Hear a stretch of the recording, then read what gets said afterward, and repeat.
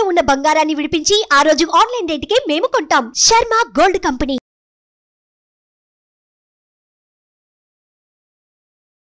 నమస్తే, welcome to Suman TV. నేను మీ యామ్ని. మనకి ఆగస్టు 16 నుంచి 31 వరకు అసలు 12 రాశుల వారికి సంబంధించిన మంచి చెడు ఏ విధంగా ఉంటుంది, ఈ విషయాలు మనకి తెలియచేయడానికి ప్రముఖ జ్యోతిష పండితులు బ్రహ్మశ్రీ నందిబట్ల శ్రీహరి శర్మ గారు ఉన్నారు. గురుగారితో మాట్లాడి ఆ విషయాల గురించి అడిగి తెలుసుకుందాం. నమస్కారం గురుగారు. వాగర్థావివ సంపృక్తౌ వాగర్థ ప్రతిపత్తయే జగతః పితరౌ వందే పార్వతీ పరమేశ్వరౌ. సదాశివ సమారంభాం శంకరాచార్య మధ్యమాం అస్మదాచార్య పర్యంతం వందే గురు పరంపరాం. ఆదిత్యాయ చ సోమాయ మంగళాయ బుధాయ చ గురుశుక్ర శనిభ్యశ్చ రాహవే కేతవే నమః. శృంగేరి పీఠాధిపతులకి, కంచి పీఠాధిపతులకి నమస్కారములు తెలియజేసుకుంటూ కార్యక్రమాన్ని ప్రారంభిద్దాం. గురుగారు, మనకి ఆగస్టు 16 నుంచి అండి 31 వరకు అసలు వృషభ రాశి వారికి ఏ విధంగా ఉంటుందండి? ఆగస్టు 16వ తారీఖు నుంచి 31వ తారీఖు వరకు వృషభ రాశి వారికి ఏ విధంగా ఉండబోతుందో తెలుసుకునే ముందు గ్రహ సంచారం ఈ 15 రోజుల పాటు ఏ విధంగా ఉందో తెలుసుకుందాం. రాశిలోనే గురువు కుజులు, అలాగే చతుర్థమందు రవి బుధ శుక్రులు, అలాగే పంచమందు కేతువు, దశమందు శని వక్రీకరించి ఉండడం, అలాగే రాహువు లాభస్థానంలో స్థితి పొంది ఉండడం. వెరసి ఈ యొక్క వృషభ రాశి వారికి చక్కటి శుభాశుభ మిశ్రమ ఫలితం, అనగా 50% మంచి 50% చెడు ఉన్నట్టుగా గోచరమవుతుంది. ముఖ్యంగా రాశిలోనే గురువు కుజుల యొక్క స్థితి వలన అనుకున్నటువంటి పనులలో వేగవంతంగా ముందుకు కదిలినప్పటికీ యోగాలు అనేటువంటివి సాధారణంగా కలుగుతాయి. కాబట్టి ఎంతో గొప్పగా ఆశించినటువంటి పనులన్నీ కూడాను సాధారణ స్థాయికి ఫలితాలు మాత్రమే పొందుతారని చెప్పవచ్చు. అయితే దీనికి గల కారణం ఏంటంటే, రాశిలోనే స్థితి పొందినటువంటి కుజుని యొక్క ప్రభావం.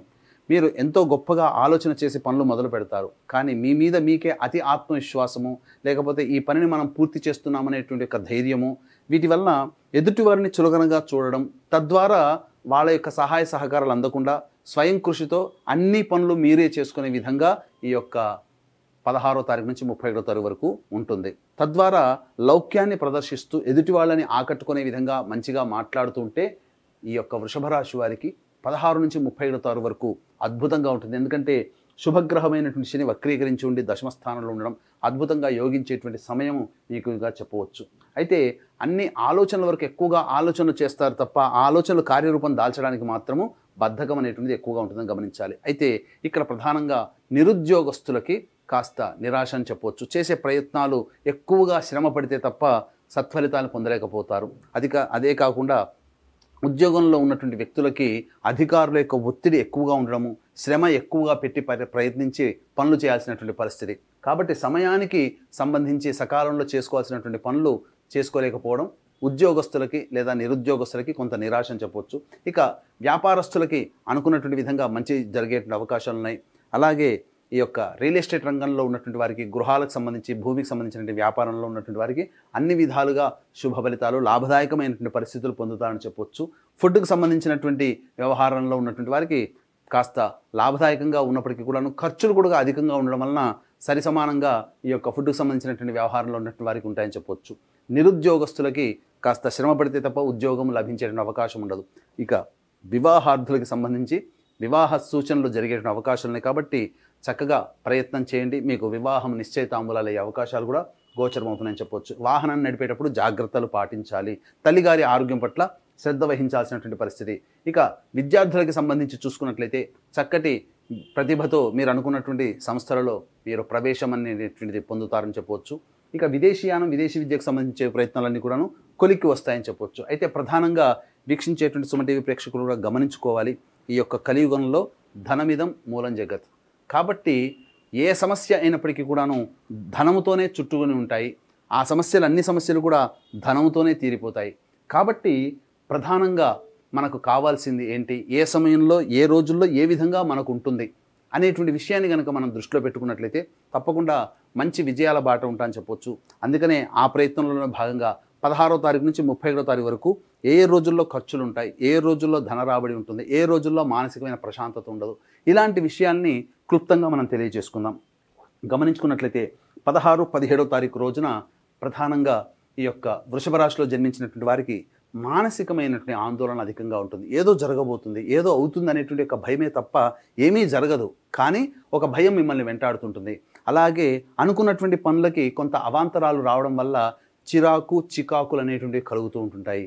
అంతేకాకుండా ధన నష్టం కూడా ఉంది కాబట్టి మీరు ఏదైనా కానీ ఫ్యూచర్ ప్లానింగ్లో భాగంగా 16వ తారీఖు 17వ తారీఖు ఏదైనా ఖర్చులు పెట్టుకుంటే ఆ ఖర్చుల్ని తగ్గించుకోండి లేదా వాయిదా వేసుకోండి. ఎందుకంటే మీ జాతక రీత్యా ఈ యొక్క 16, 17వ తారీఖుల్లో ఖర్చులు కనబడుతున్నాయి. మీరు పెట్టుకున్నటువంటి ఖర్చులు ఆ రోజున జరిగేటువంటి ఖర్చులు వెరసి మీకు ఇబ్బడి ముబ్బడిగా ఖర్చులు అవుతే తట్టుకోవడం కష్టం కాబట్టి జాగ్రత్తలు పాటించండి. ఇక 18, 19వ తారీఖుల్లో ప్రధానంగా చూసుకుంటే విదేశీయానం, విదేశీ విద్యకు సంబంధించిన ప్రయత్నాలు కొంత కొలికి వచ్చినప్పటికీ ముఖ్యంగా సంతానంతో విరోధములు జరిగే అవకాశాలు ఉన్నాయి కాబట్టి లౌక్యంగా ప్రవర్తించండి. సంతాన మూలకముగా ఖర్చులు కానీ, సంతాన మూలకముగా సమస్యలు కానీ, ఈ యొక్క బాధలు అనుభవించడం కానీ 18, 19వ తారీఖుల్లో ఉంటుందని చెప్పవచ్చు. ఇక 20, 21వ తారీఖుల్లో కనుక గమనించుకున్నట్లయితే మీకు వృత్తి ఉద్యోగాల్లో రాణింపు అనేటువంటిది ఉంటుంది, మీకు అప్రిసియేషన్ అనేటువంటిది ఉంటుంది. ఉద్యోగస్తులకి మంచి స్థితిగతి ఈ 20, 21వ తారీఖుల్లో అని చెప్పవచ్చు. అలాగే నిరుద్యోగులు కాస్త బాగా కష్టపడితే 20, 21వ తారీఖుల్లో ఉద్యోగ లాభం పొందేటువంటి అవకాశం ఉంటుంది. మీరు చేసేటువంటి ప్రతి ప్రయత్నము మీ ప్రయత్నం వలన మీ పేరు ప్రఖ్యాతులు పెరిగేటువంటి అవకాశం ఉంటుంది. అలాగే ధన రాబడి కూడా చక్కగా ఉంటుందని చెప్పవచ్చు. ఇక 22, 23వ తారీఖుల్లో కనుక గమనించుకున్నట్లయితే అన్ని రకాలుగా మంచి శుభ ఫలితాలు పొందుతారు. ధనాదాయం చాలా చక్కగా ఉంటుంది, విశేష ధన రాబడి. తదనుగుణంగా మీ యొక్క సమస్యల పరిష్కారానికి మీరు బాటలు వేస్తారని చెప్పవచ్చు. ముఖ్యంగా విదేశీయానానికి సంబంధించినటువంటి ఒక వార్త మీకు ఆనందానికి గురి చేస్తుందని చెప్పవచ్చు.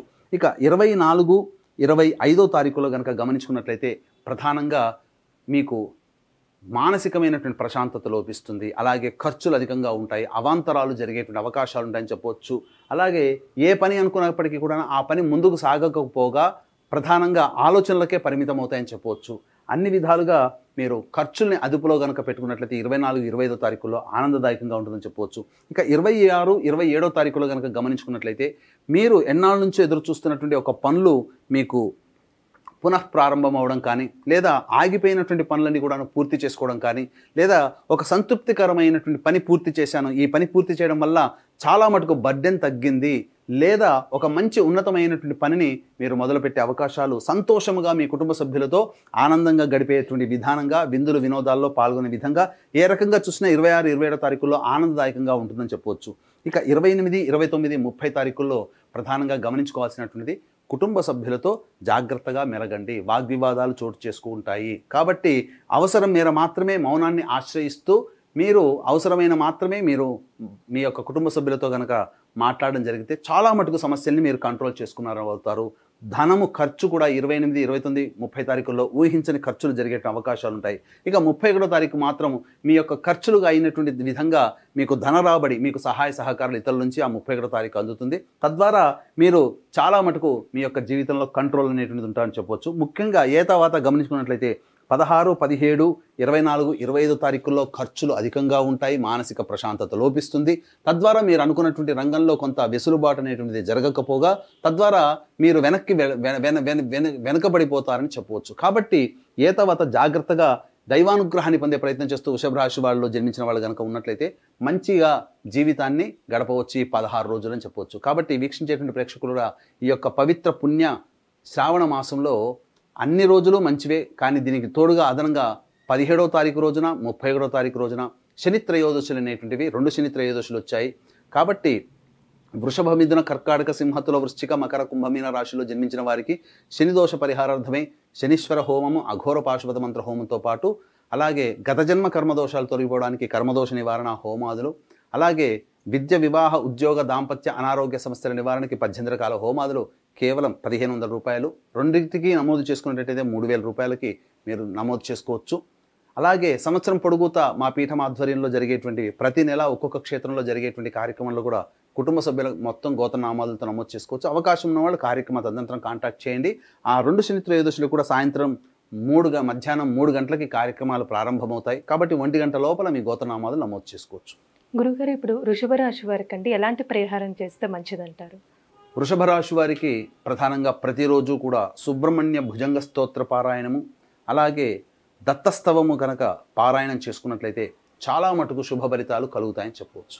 గురుగారు, ఇప్పుడు ఆగస్టు 16 నుంచి 31 వరకు అండి అసలు వృషభ రాశి వారికి ఏ విధంగా ఉంటుంది, ఎలాంటి పరిహారం చేసుకుంటే మంచిది, ఈ విషయాలు మాకు తెలియజేసినందుకు ధన్యవాదాలండి. సర్వం శ్రీ ఉమామహేశ్వర పరబ్రహ్మార్పణమస్తు.